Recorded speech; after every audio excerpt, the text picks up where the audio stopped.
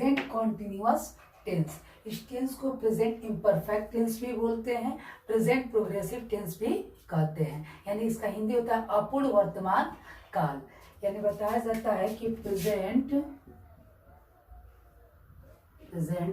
Continuous tense is used an ongoing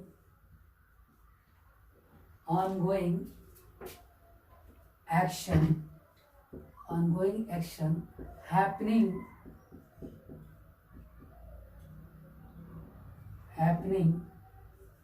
in present यानी present continuous tense is used to an ongoing action happening in present में। In present यानी present में कोई कार्य continue है यानी जारी है, उसको एक्सप्रेस करने के लिए यह present continuous tense is used to describe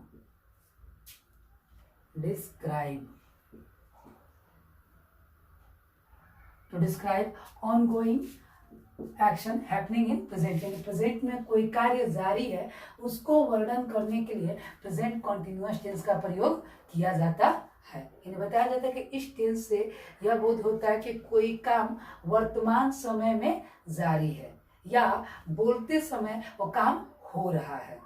इसको अनुवाद करने के लिए बताया जाता है कि हिंदी वाक्य के मूल क्रिया के अंत में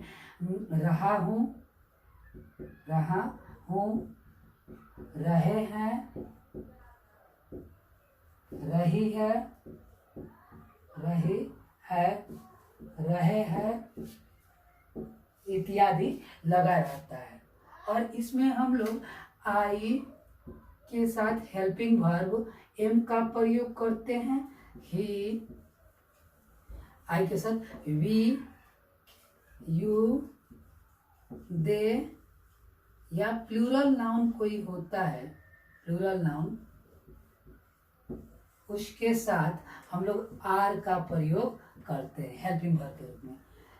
ही, शी, इट या कोई सिंगुलर नाउन होता है, सिंगुलर नाउन, तो उसके साथ हम लोग इज का प्रयोग करते हैं।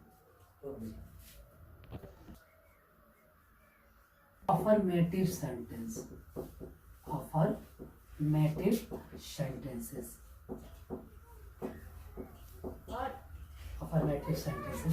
इसका स्ट्रक्चर होता है, subject plus is, am, are में से कोई एक, वो भी सब्जेक्ट के अकॉर्डिंग, उसको से V1 प्लस ING, यानी वर्ब के पहला रूप में ING को ऐड कर देते हैं, यानी V4 प्लस अदर वर्ड। ये आपका अफर्मेटिव सेंटेंस का स्ट्रक्चर है। जैसे हम बोले कि मैं बाजार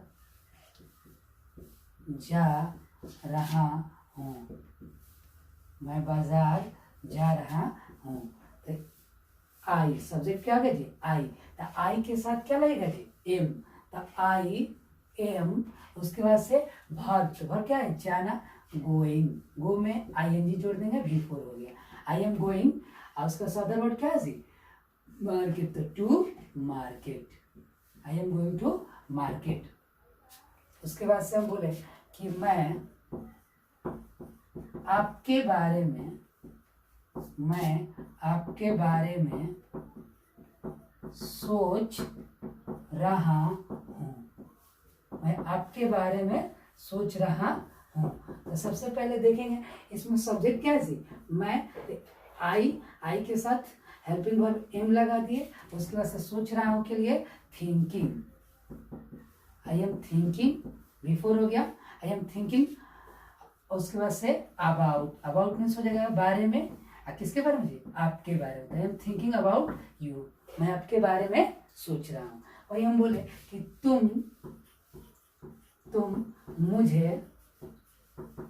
तुम मुझे परेशान कर रहे हो, तुम मुझे परेशान कर रहे हो। तो सबसे पहले देखेंगे सब्जेक्ट क्या है। सब्जेक्ट यू है, तो यू के साथ हेल्पिंग वर्ब क्या लगेगा जी, आर। तो यू आर हो गया। उसके बाद से आएंगे, देखेंगे परेशान करना क्या होता है, डिस्टर्ब, DISTURB, इसी में ING जोड़ देंगे, disturbing. You are disturbing other word के रूप में me, you are disturbing me, तुम मुझे परेशान कर रहे हो। वही हम बोले कि हम लोग नदी में, तैर रहे हैं, हम लोग नदी में तैर रहे हैं। तो सबसे पहले सब्जेक्ट लिख देंगे वी, उसके बाद से हेल्पिंग वर्ब वी के साथ क्या हो जाएगा, आर। तो वी आर, और उसके बाद से मेन वर्ब हो गया तैरना, तो स्विमिंग, SWIMMING, स्विमिंग। कहाँ जी, नदी में, तो इन द रिवर।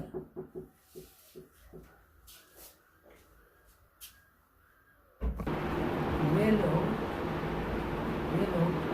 एक दूसरे से झगड़ रहे हैं, वे लोग एक दूसरे से झगड़ रहे हैं। तो सबसे पहले सब्जेक्ट देखेंगे क्या है, वे लोग का इंग्लिश क्या देगा, दे। उसके बाद से दे के साथ हेल्पिंग वर्ब क्या लगाएंगे, आर। उसके बाद से झगड़ना क्या होता है, क्वारल, उसी में ING हम लोग जोड़ देंगे, क्वारलिंग, दे आर क्वारलिंग एक दूसरे से, तो विथ वन अनदर।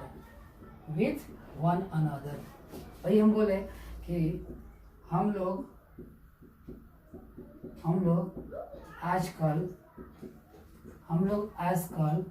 संगीत, हम लोग आजकल अंग्रेजी सीख रहे हैं, तो सबसे पहले सब्जेक्ट लिख देंगे वी के साथ हेल्पिंग वर्ब क्या लगेगा जी, आर। उसके बाद से सीखना का हो जाएगा लर्निंग, यानी बिफोर लगाना, तो लर्न में ING जोड़ देंगे, तो वी आर लर्निंग। और उसके बाद से क्या जी, English, we are learning English. और उसके बाद से आजकल के लिए दिस डेज या नाउ डेज भी लिख सकते हैं, दिस डेज। यहाँ अफर्मेटिव सेंटेंसेस के कुछ एग्जाम्पल है, कुछ क्वेश्चन सेंटेंस है, उसको बनाना है। जैसे लिखा है कि मैं अपनी पुस्तक पढ़ रहा हूँ, तो I am reading my book. माता जी मंदिर जा रही है, तो mother is going to temple. तुम गरीबों की सहायता कर रहे थे, you are helping the poor. शिक्षक छात्रों को अंग्रेजी पढ़ा रहे हैं, तो teacher is teaching English of students. आप लोग बातें कर रहे हैं, तो यू आर टॉकिंग। ये सारे सेंटेंसेस आप लोग बना लीजिएगा, ये अफर्मेटिव सेंटेंस। तब तक टाटा।